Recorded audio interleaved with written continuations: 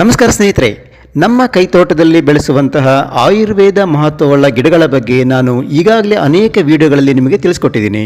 ನಮ್ಮಲ್ಲಿ ಅನೇಕರು ಎದುರಿಸ್ತಾ ಇರೋ ಸಮಸ್ಯೆ ಅಂತಂದರೆ ಅದು ಬಾಯಿಯ ದುರ್ವಾಸನೆ. ಇವತ್ತಿನ ವಿಡಿಯೋದಲ್ಲಿ ಬಾಯಿಯ ದುರ್ವಾಸನೆಯನ್ನು ತಡೆಯಬಲ್ಲಂತಹ ಕೆಲವು ಪರಿಣಾಮಕಾರಿ ಗಿಡಗಳ ಬಗ್ಗೆ ನಿಮಗೆ ತಿಳಿಸ್ಕೊಡ್ತಾ ಇದ್ದೀನಿ.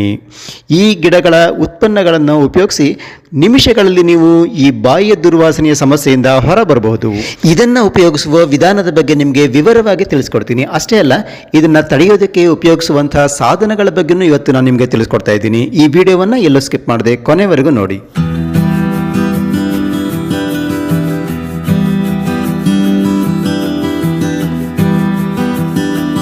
ಸ್ನೇಹಿತರೆ, ಬಾಯಿಯ ದುರ್ಗಂಧ ಅನ್ನೋದು ಬಹಳ ದೊಡ್ಡ ಸಮಸ್ಯೆ ಅಂತಲೇ ಹೇಳ್ಬೋದು. ಇದರಿಂದಾಗಿ ಅನೇಕರಿಗೆ ಎಲ್ಲರ ಜೊತೆ ಬೆರೆಯೋದು ಕಷ್ಟ ಆಗುತ್ತೆ, ಆತ್ಮವಿಶ್ವಾಸ ಕಡಿಮೆ ಆಗುತ್ತೆ.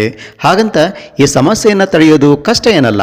ಅದಕ್ಕಾಗಿ ಈ ಬಾಯಿಯ ದುರ್ಗಂಧಕ್ಕೆ ಮೂಲ ಕಾರಣವನ್ನು ನಾವು ಕಂಡುಕೊಳ್ಬೇಕು. ನಂತರ ಈ ಸಮಸ್ಯೆಯನ್ನು ಮೂಲದಲ್ಲಿಯೇ ಸರಿಪಡಿಸ್ಕೊಳ್ಬೇಕು. ಇದಕ್ಕಾಗಿ ನಮ್ಮಲ್ಲೇ ಇರುವಂತಹ ಅನೇಕ ಔಷಧೀಯ ಗಿಡಗಳನ್ನು ನಾವು ಬಹಳ ಪರಿಣಾಮಕಾರಿಯಾಗಿ ಬಳಸ್ಕೊಳ್ಬಹುದು. ಈ ಗಿಡಗಳು ಆಮೇಲೆ ಈ ಉತ್ಪನ್ನಗಳು ಯಾವ್ಯಾವು, ಇವುಗಳನ್ನು ನಾವು ಬಳಸೋದು ಹೇಗೆ ಅನ್ನೋದನ್ನು ಇವತ್ತು ನಿಮಗೆ ವಿವರವಾಗಿ ತಿಳಿಸ್ಕೊಡ್ತೀನಿ. ಅಷ್ಟೇ ಅಲ್ಲ, ಇದಕ್ಕಾಗಿ ನಾವು ಮನೆ ಮದ್ದನ್ನು ಹೇಗೆ ತಯಾರು ಮಾಡೋದು ಅನ್ನೋದನ್ನು ಕೂಡ ತಿಳಿಸ್ಕೊಡ್ತೀನಿ. ಆಮೇಲೆ ಇದಕ್ಕಾಗಿ ಅಂತಾನೆ ಕೆಲವೊಂದು ಸಾಧನಗಳಿದಾವೆ, ಇವುಗಳ ಬಗ್ಗೆ ನಾನು ನಿಮಗೆ ಪರಿಚಯ ಮಾಡಿಕೊಡ್ತೀನಿ. ಅದಕ್ಕಿಂತ ಮೊದಲು ಈ ಬಾಯಿಯ ದುರ್ವಾಸನೆಗೆ ಮೂಲ ಕಾರಣಗಳು ಏನೇನು ಅನ್ನೋದನ್ನು ತಿಳಿದುಕೊಂಡು ಬರೋಣ ಬನ್ನಿ. ಮೊದಲನೇದಾಗಿ ಬಾಯಿಯ ನೈರ್ಮಲ್ಯದ ಕೊರತೆ. ಇದು ಬಾಯಿಯ ದುರ್ವಾಸನೆಗೆ ಅತ್ಯಂತ ಸಾಮಾನ್ಯ ಕಾರಣವಾಗಿದೆ. ನೀವು ನಿಯಮಿತವಾಗಿ ಬ್ರಷ್ ಮಾಡದೆ ಮತ್ತು ಫ್ಲಾಸ್ ಮಾಡದೇ ಇದ್ದಾಗ ಆಹಾರದ ಕಣಗಳು ಬಾಯಿಯಲ್ಲಿ ಸಿಕ್ಕಿ ಹಾಕಿಕೊಳ್ತವೆ ಮತ್ತು ಬ್ಯಾಕ್ಟೀರಿಯಾಗಳು ಅವುಗಳನ್ನು ಒಡೆದು ಹಾಕ್ತವೆ. ಈ ಪ್ರಕ್ರಿಯೆಯಿಂದಾಗಿ ದುರ್ವಾಸನೆಯುಳ್ಳ ಸಲ್ಫರ್ ಸಂಯುಕ್ತಗಳು ಬಿಡುಗಡೆಯಾಗ್ತವೆ. ಈ ಬ್ಯಾಕ್ಟೀರಿಯಾಗಳು ನಿಮ್ಮ ಹಲ್ಲು, ವಸಡು ಮತ್ತು ಮುಖ್ಯವಾಗಿ ನಾಲಿಗೆಯ ಮೇಲೆ ಸಂಗ್ರಹವಾಗಬಹುದು. ಎರಡನೇದಾಗಿ ಆಹಾರ ಮತ್ತು ಪಾನೀಯಗಳು. ಬೆಳ್ಳುಳ್ಳಿ, ಈರುಳ್ಳಿ ಮತ್ತು ಮಸಾಲೆಯಂತಹ ಕೆಲವು ಆಹಾರ ಮತ್ತು ಪಾನೀಯಗಳು ತಾತ್ಕಾಲಿಕವಾಗಿ ದುರ್ವಾಸನೆಗೆ ಕಾರಣ ಆಗಬಹುದು. ದುರ್ವಾಸನೆಗೆ ಕಾರಣವಾಗುವಂಥ ಸಂಯುಕ್ತಗಳು ರಕ್ತ ಪ್ರವಾಹಕ್ಕೆ ಸೇರಿಕೊಂಡು ನೀವು ಉಸಿರಾಡುವಾಗ ಶ್ವಾಸಕೋಶದ ಮೂಲಕ ಹೊರಹಾಕಲ್ಪಡ್ತವೆ. ಕಾಫಿ ಮತ್ತು ಆಲ್ಕೋಹಾಲ್ ಸಹ ಬಾಯಿಯನ್ನು ಒಣಗಿಸಿ ದುರ್ವಾಸನೆಗೆ ಕಾರಣ ಆಗಬಹುದು. ಮೂರನೇದಾಗಿ ಬಾಯಿ ಒಣಗೋದು. ಇದನ್ನು ನಾವು ಜೆರಸ್ಟೋಮಿಯಾ ಅಂತ ಕರಿತೀವಿ. ಲಾಲಾರಸವು ಆಹಾರದ ಕಣಗಳನ್ನು ತೊಳೆದು ಮತ್ತು ಆಮ್ಲಗಳನ್ನು ತಟಸ್ಥಗೊಳಿಸುವ ಮೂಲಕ ಬಾಯಿಯನ್ನು ಸ್ವಚ್ಛವಾಗಿಡೋದಕ್ಕೆ ಸಹಾಯ ಮಾಡುತ್ತೆ. ನಿಮ್ಮ ಬಾಯಿ ಒಣಗಿದಾಗ ಇದನ್ನು ಮಾಡೋದಕ್ಕೆ ಸಾಕಷ್ಟು ಲಾಲಾರಸ ಇರೋದಿಲ್ಲ. ಇದು ಬ್ಯಾಕ್ಟೀರಿಯಾಗಳು ಬೆಳೆಯೋದಕ್ಕೆ ಮತ್ತು ದುರ್ವಾಸನೆ ಉಂಟು ಮಾಡೋದಕ್ಕೆ ಕಾರಣ ಆಗುತ್ತೆ. ಕೆಲವು ಔಷಧಿಗಳ ಅಡ್ಡ ಪರಿಣಾಮಗಳು, ತಂಬಾಕು ಬಳಕೆ ಮತ್ತು ಬಾಯಿಯ ಮೂಲಕ ಉಸಿರಾಡೋದು ಕೂಡ ಈ ಬಾಯಿ ಒಣಗೋದಕ್ಕೆ ಕಾರಣ ಆಗಬಹುದು. ವಸಡಿನ ರೋಗ. ಪ್ಲಾಕ್ ಸಂಗ್ರಹವು ಜಿಂಜಿವೈಟಿಸ್ ಅಥವಾ ವಸಡಿನ ರೋಗದ ಮೊದಲ ಹಂತಕ್ಕೆ ಕಾರಣವಾಗಬಹುದು. ಇದಕ್ಕೆ ಚಿಕಿತ್ಸೆ ನೀಡದೆ ಬಿಟ್ಟರೆ ಅದು ಹೆಚ್ಚು ಗಂಭೀರವಾದ ಪೆರಿಯೋಡಾಂಟೈಟಿಸ್ ಎಂಬ ಸ್ಥಿತಿಗೆ ಬೆಳೆಯಬಹುದು. ಇದು ಹಲ್ಲು ಮತ್ತು ವಸಡುಗಳ ನಡುವಿನ ಪಾಕೆಟ್ಸ್ಗಳಲ್ಲಿ ಬೆಳೆಯುವ ಬ್ಯಾಕ್ಟೀರಿಯಾದಿಂದಾಗಿ ದೀರ್ಘಕಾಲದ ದುರ್ವಾಸನೆಗೆ ಕಾರಣ ಆಗಬಹುದು. ಟಾನ್ಸಿಲ್ ಸ್ಟೋನ್ಸ್ ಅಥವಾ ಟಾನ್ಸಿಲೋಲಿಟ್ಸ್. ಇವು ಆಹಾರದ ಕಣಗಳು, ಲೋಳೆ ಮತ್ತು ಬ್ಯಾಕ್ಟೀರಿಯಾಗಳ ಗಟ್ಟಿಯಾದ ಡೆಪಾಸಿಟ್ ಆಗಿದ್ದು ಇದು ನಿಮ್ಮ ಟಾನ್ಸಿಲ್ಸ್ಗಳ ಬಿರುಕುಗಳಲ್ಲಿ ರೂಪುಗೊಳ್ಳಬಹುದು. ಇದು ನಿಮ್ಮ ಬಾಯಿಯ ದುರ್ವಾಸನೆಗೆ ಮೂಲ ಕಾರಣ ಆಗಿರಬಹುದು. ಇನ್ನು ಸೈನಸ್ ಮತ್ತು ಉಸಿರಾಟದ ಸೋಂಕುಗಳು. ಸೈನಸ್ ಸೋಂಕಿನಿಂದ ಬರುವಂತಹ ಪೋಸ್ಟ್ ನೇಸಲ್ ಡ್ರಿಪ್ ಅಥವಾ ಶ್ವಾಸಕೋಶದ ಸೋಂಕಿನಿಂದ ಬರುವ ದ್ರವ ದುರ್ವಾಸನೆಗೆ ಕಾರಣ ಆಗಿರಬಹುದು. ಜಠರಗರುಳಿನ ಸಮಸ್ಯೆಗಳು. ಆಸಿಡ್ ರಿಫ್ಲೆಕ್ಸ್, ಇದನ್ನು ಗೈಡ್ ಅಂತ ಕರಿತೀವಿ. ಹೊಟ್ಟೆಯ ಆಮ್ಲಗಳು ಅನ್ನನಾಳ ಮತ್ತು ಬಾಯಿಗೆ ಮರಳಿ ಹರಿಯುವಂತೆ ಮಾಡಬಹುದು. ಇದು ಹುಳಿ ರುಚಿ ಮತ್ತು ದುರ್ವಾಸನೆಗೆ ಕಾರಣ ಆಗುತ್ತೆ. ಮಧುಮೇಹ ಅಥವಾ ಡಯಾಬಿಟಿಸ್. ನಿಯಂತ್ರಣದಲ್ಲಿ ಇಲ್ಲದೇ ಇರುವಂತಹ ಮಧುಮೇಹ ಹಣ್ಣಿನ ವಾಸನೆಯುಳ್ಳ ಉಸಿರಾಟಕ್ಕೆ ಕಾರಣ ಆಗಬಹುದು. ಇದು ಡಯಾಬಿಟಿಸ್ ಕೀಟೋಆಸಿಡೋಸಿಸ್ ಎಂಬ ಗಂಭೀರ ಸ್ಥಿತಿಯ ಸಂಕೇತ ಆಗಿರಬಹುದು. ಇನ್ನು ಮೂತ್ರಪಿಂಡ ಅಥವಾ ಯಕೃತ್ತಿನ ಕಾಯಿಲೆ ಅಂದರೆ ಕಿಡ್ನಿ ಅಥವಾ ಲಿವರ್ಗೆ ಸಂಬಂಧಪಟ್ಟಂತಹ ಕಾಯಿಲೆ. ಅಪರೂಪದ ಸಂದರ್ಭಗಳಲ್ಲಿ ಮೀನಿನ ಅಥವಾ ಅಮೋನಿಯಾ ತರಹದ ವಾಸನೆ ಮೂತ್ರಪಿಂಡದ ವೈಫಲ್ಯವನ್ನು ಸೂಚಿಸಬಹುದು. ಆದರೆ ಶಿಲೀಂಧ್ರದ ವಾಸನೆ ಬಂದರೆ ಅದು ಯಕೃತ್ತಿನ ಕಾಯಿಲೆಯ ಸಂಕೇತ ಆಗಿರಬಹುದು.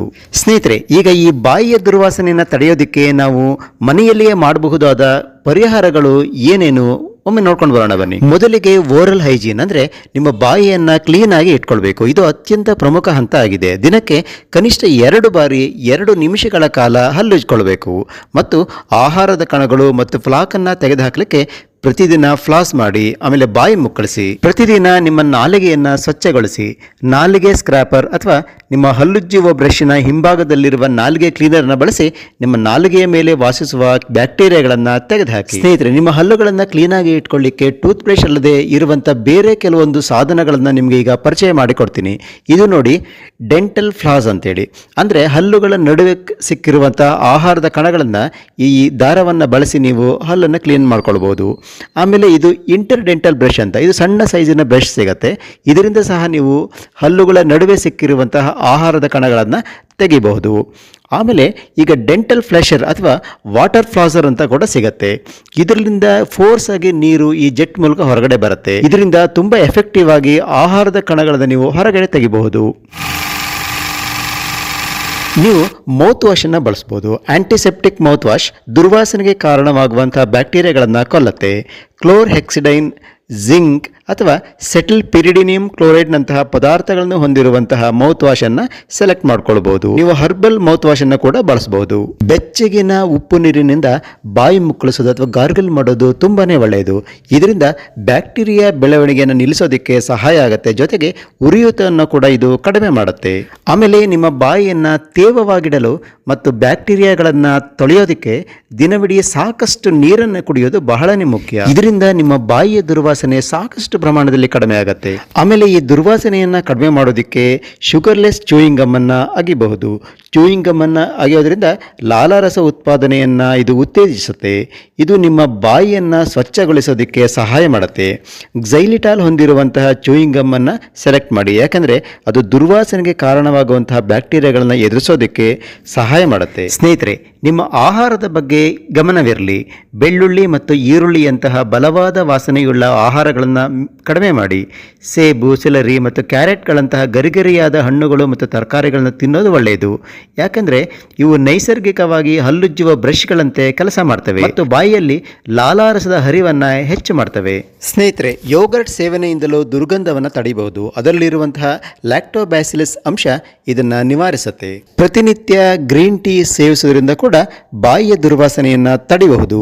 ಅಜೀರ್ಣದಿಂದ ಉಂಟಾಗುವಂತಹ ಬಾಯಿಯ ದುರ್ವಾಸನೆಯನ್ನು ತಡೆಯೋದಕ್ಕೆ 1 ಲೋಟ ನೀರಿಗೆ ನಿಂಬೆ ರಸವನ್ನು ಸೇರಿಸಿ ಅದಕ್ಕೆ 1 ಚಿಟಿಕೆ ದಾಲ್ಚಿನ್ನಿ ಚಕ್ಕೆ ಪುಡಿಯನ್ನು ಸೇರಿಸಿ ಊಟಕ್ಕೆ ಮೊದಲು ಕುಡಿಯಿರಿ. ಬೆಳಗ್ಗೆ ಹಾಗೂ ಸಾಯಂಕಾಲ ಊಟಕ್ಕೆ ಮೊದಲು ಕುಡಿಯೋದ್ರಿಂದ ಈ ದುರ್ವಾಸನೆಯನ್ನು ನಾವು ತಡೆಯಬಹುದು. ಈಗ ಬಾಯಿಯ ದುರ್ವಾಸನೆಯನ್ನು ತಡೆಯೋದಕ್ಕೆ ಉಪಯೋಗಿಸುವಂತಹ ಗಿಡಗಳು ಅಥವಾ ಅವುಗಳ ಉತ್ಪನ್ನಗಳು ಯಾವುವೆಂದರೆ ಮಿಂಟ್ ಅಥವಾ ಪುದೀನ, ಅಜ್ವೈನ್ ಅಥವಾ ಕೇರಮ್ ಸೀಡ್ಸ್, ಫೆನಲ್ ಅಥವಾ ಸೋಂಪು ಕಾಳು ಅಥವಾ ಬಡೆ ಸೋಪು, ಆಮೇಲೆ ಕಾರ್ಡಮಮ್ ಅಥವಾ ಏಲಕ್ಕಿ, ಆಮೇಲೆ ಕ್ಲೋವ್ ಅಥವಾ ಲವಂಗ, ಆಮೇಲೆ ತುಳಸಿ ಮತ್ತು ಬೇವು. ಇವುಗಳನ್ನು ನಾವು ಉಪಯೋಗಿಸೋದ್ರಿಂದ ಬಾಯಿಯ ದುರ್ವಾಸನೆಯನ್ನು ಎಫೆಕ್ಟಿವ್ ಆಗಿ ತಡೆಯಬಹುದು. ತುಳಸಿ ಬ್ಯಾಕ್ಟೀರಿಯಾ ವಿರೋಧಿ ಗುಣಗಳನ್ನು ಹೊಂದಿದ್ದು ಆಯುರ್ವೇದದಲ್ಲಿ ಬಾಯಿಯ ದುರ್ವಾಸನೆಗೆ ಪರಿಹಾರವೆಂದು ಪರಿಗಣಿಸಲಾಗಿದೆ.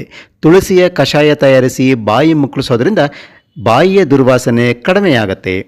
ಲವಂಗ ಮತ್ತು ಏಲಕ್ಕಿಯಿಂದ ತಯಾರಿಸಿದ ಕಷಾಯವನ್ನು ಬಾಯಿಯ ದುರ್ವಾಸನೆಯನ್ನು ಕಡಿಮೆ ಮಾಡ್ಕೊಳ್ಳೋದಕ್ಕೆ ಪರಿಹಾರವಾಗಿ ಬಳಸಬಹುದು. ವಿಶೇಷವಾಗಿ ಲವಂಗ ಬ್ಯಾಕ್ಟೀರಿಯಾ ವಿರೋಧಿ ಗುಣಗಳನ್ನು ಹೊಂದಿದೆ. ಬೇವಿನ ಮರದಿಂದ ಚೂಯಿಂಗ್ ಸ್ಟಿಕ್ಗಳನ್ನು ತಯಾರಿಸಲಾಗುತ್ತೆ. ಬೇವಿನ ಕೊಂಬೆಯ ತುದಿಯನ್ನು ಜಜ್ಜಿ ಅಥವಾ ಚೂರು ಚೂರು ಮಾಡಿ ವಸಡುಗಳನ್ನು ಮಸಾಜ್ ಮಾಡೋದಕ್ಕೆ, ಹಲ್ಲುಗಳನ್ನು ಸ್ವಚ್ಛಗೊಳಿಸೋದಕ್ಕೆ ಬಳಸಲಾಗತ್ತೆ.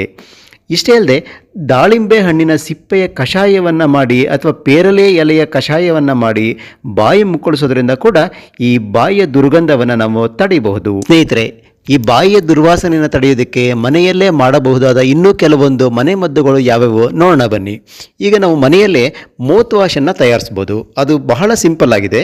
ನೀವು 1 ಕಪ್ ಬಿಸಿ ನೀರಿಗೆ 1 ಟೇಬಲ್ ಸ್ಪೂನ್ ಬೇಕಿಂಗ್ ಸೋಡಾ ಅಥವಾ ಅಡುಗೆ ಸೋಡಾವನ್ನು ಸೇರಿಸಿ ನಂತರ ಈ ನೀರಿನಿಂದ ಬಾಯಿ ಮುಕ್ಕಳಿಸಿದರೆ ಬಾಯಿಯ ದುರ್ವಾಸನೆ ತಕ್ಷಣ ಕಡಿಮೆ ಆಗುತ್ತೆ. ಈಗ ಇನ್ನೊಂದು ರೀತಿಯ ಎಫೆಕ್ಟಿವ್ ಆದಂತಹ ಮೌತ್ ವಾಶನ್ನು ಹೇಗೆ ತಯಾರು ಮಾಡೋದು ಅಂತಂದರೆ, ನೀವು 1 ಗ್ಲಾಸ್ ನೀರನ್ನು ಕುದಿಯೋದಕ್ಕೆ ಇಡಿ. ಇದಕ್ಕೆ 1 ರಿಂದ 2 ಸ್ಪೂನ್ ಬಡೆ ಸೋಪ್ ಅಥವಾ ಸೋಂಪಾ ಕಾಳನ್ನು ಸೇರಿಸಿ. ಆಮೇಲೆ ಇದಕ್ಕೆ 6 ಲವಂಗಗಳನ್ನು ಸೇರಿಸ್ತಾ ಇದ್ದೀನಿ. ಈಗ ಇದನ್ನು ಚೆನ್ನಾಗಿ ಕುದಿಸ್ಬೇಕು. ಎಷ್ಟು ಅಂತಂದರೆ 1 ಗ್ಲಾಸ್ ನೀರು ಅರ್ಧದಷ್ಟು ಆಗುವವರೆಗೆ ಇದನ್ನು ನೀವು ಕುದಿಯೋದಕ್ಕೆ ಬಿಡಬೇಕು. ಇದನ್ನು ನೀವು ನಂತರ ಫಿಲ್ಟರ್ ಮಾಡಿಕೊಂಡು ಇದು ಆರೋದಕ್ಕೆ ಬಿಡಬೇಕು. ಅಂದರೆ ಇದು ಉಗುರು ಬೆಚ್ಚಗೆ ಆದ ನಂತರ ಇದರಿಂದ ಬಾಯಿ ಮುಕ್ಕಳಿಸ್ಬೇಕು. ಇದನ್ನು ನೀವು ಇನ್ನೂ ಒಂದು ರೀತಿಯಲ್ಲಿ ತಯಾರಿಸ್ಬೋದು. ಹೇಗೆಂದರೆ 1 ಗ್ಲಾಸ್ ನೀರನ್ನು ಕುದಿಯೋದಕ್ಕೆ ಇಡಿ. ಇದಕ್ಕೆ 1 ಚಮಚ ಸೋಂಪಾ ಕಾಳನ್ನು ಸೇರಿಸಿ. ಆಮೇಲೆ 1 ಚಮಚ ಜೀರಿಗೆಯನ್ನು ಸೇರಿಸಿ. ಇದಕ್ಕೆ 1 ಏಲಕ್ಕಿಯನ್ನು ನೀವು ಕೂಡ ಹಾಕ್ಬೋದು. ಈ ಏಲಕ್ಕಿಯನ್ನು ಬೇಕಿದ್ರೆ ಜಜ್ಜಿ ಕೂಡ ನೀವು ಹಾಕ್ಬೋದು. ಇದನ್ನು ನೀವು ಚೆನ್ನಾಗಿ ಕುದಿಸಿ. ಅಂದರೆ ನಾನು ಮೊದಲೇ ಹೇಳ್ದಂಗೆ ಇದು 1 ಗ್ಲಾಸ್ ನೀರು ಅರ್ಧದಷ್ಟು ಆಗೋವರೆಗೆ ಇದನ್ನು ಕುದಿಸಿ. ನಂತರ ಇದನ್ನು ಫಿಲ್ಟರ್ ಮಾಡ್ಕೊಳ್ಳಿ. ಇದಕ್ಕೆ ಬೇಕಿದ್ರೆ ನೀವು ಸ್ವಲ್ಪ ಜೇನುತುಪ್ಪವನ್ನು ಸೇರಿಸಿ, ಅಂದರೆ ಉಗುರು ಬೆಚ್ಚಗೆ ಆದ ನಂತರ ಸ್ವಲ್ಪ ಜೇನುತುಪ್ಪವನ್ನು ಸೇರಿಸಿ ಇದರಿಂದ ಬಾಯಿ ಮುಕ್ಕಳಿಸಿ. ಇದು ಕೂಡ ತುಂಬ ಎಫೆಕ್ಟಿವ್ ಆಗಿ ವರ್ಕ್ ಆಗುತ್ತೆ. ಸ್ನೇಹಿತರೆ, ಈ ಬಾಯಿಯ ದುರ್ವಾಸನೆಯನ್ನು ತಡೆಯೋದಕ್ಕೆ ನೀವು ಆಗಾಗ್ಗೆ ಏಲಕ್ಕಿಯನ್ನು ಜಗಿಬಹುದು, ಬಡೆ ಸೋಪನ್ನು ಹಾಕೊಂಡು ಆಗಿರ್ಬೋದು, ಅಥವಾ ಈ ಲವಂಗವನ್ನು ಬಾಯಲ್ಲಿ ಇಟ್ಕೊಳ್ಬಹುದು. ಆಗಾಗ್ಗೆ ಬಾಯಿಯನ್ನು ಮುಕ್ಕಳಿಸೋದು ಅಥವಾ ಗಾರ್ಗಲ್ ಮಾಡೋದನ್ನು ಖಂಡಿತವಾಗಿಯೂ ಬಿಡಬೇಡಿ. ನೋಡಿ ಸ್ನೇಹಿತರೆ, ಇಷ್ಟೆಲ್ಲ ಸ್ಟೆಪ್ಸ್ ಅನ್ನು ಫಾಲೋ ಮಾಡಿದರೆ ಖಂಡಿತವಾಗಿಯೂ ನೀವು ಬಾಯಿಯ ದುರ್ಗಂಧವನ್ನು ತಡಿಬಹುದು. ಈ ವಿಡಿಯೋ ತುಂಬಾ ಉದ್ದ ಆಯಿತು ಅಂತ ನಿಮ್ಗೆ ಅನಿಸಿದ್ರು ಕೂಡ ಇದರಲ್ಲಿ ಎಲ್ಲ ಮಾಹಿತಿಗಳನ್ನ ನಿಮಗೆ ಕೊಡೋದಕ್ಕೆ ಪ್ರಯತ್ನ ಪಟ್ಟಿದ್ದೀನಿ. ಈ ವಿಡಿಯೋ ನಿಮಗೆ ಹೇಗೆ ಅನ್ನಿಸ್ತು? ಇಷ್ಟ ಆದಲ್ಲಿ ಒಂದು ಲೈಕ್ ಕೊಡಿ, ಕಾಮೆಂಟ್ ಮಾಡಿ, ಹಾಗೂ ಈ ವಿಡಿಯೋವನ್ನು ಶೇರ್ ಮಾಡಿ. ಜೊತೆಗೆ ಜ್ಞಾನ ವಿಜ್ಞಾನ ಚಾನಲ್ಗೆ ಸಬ್ಸ್ಕ್ರೈಬ್ ಆಗಿ ಪಕ್ಕದಲ್ಲಿರುವ ಬೆಲ್ ಐಕಾನನ್ನು ಪ್ರೆಸ್ ಮಾಡಿ. ಇದರಿಂದ ನಾನು ರಿಲೀಸ್ ಮಾಡುವಂತಹ ಎಲ್ಲ ವಿಡಿಯೋಗಳ ನೋಟಿಫಿಕೇಶನ್ ನಿಮಗೆ ಸಿಗುತ್ತೆ. ಹೊಸದೊಂದು ವಿಡಿಯೋದೊಂದಿಗೆ ಮತ್ತೆ ಸಿಗ್ತೀನಿ. ಅಲ್ಲಿವರೆಗೂ ಬೈ ಬಾಯ್.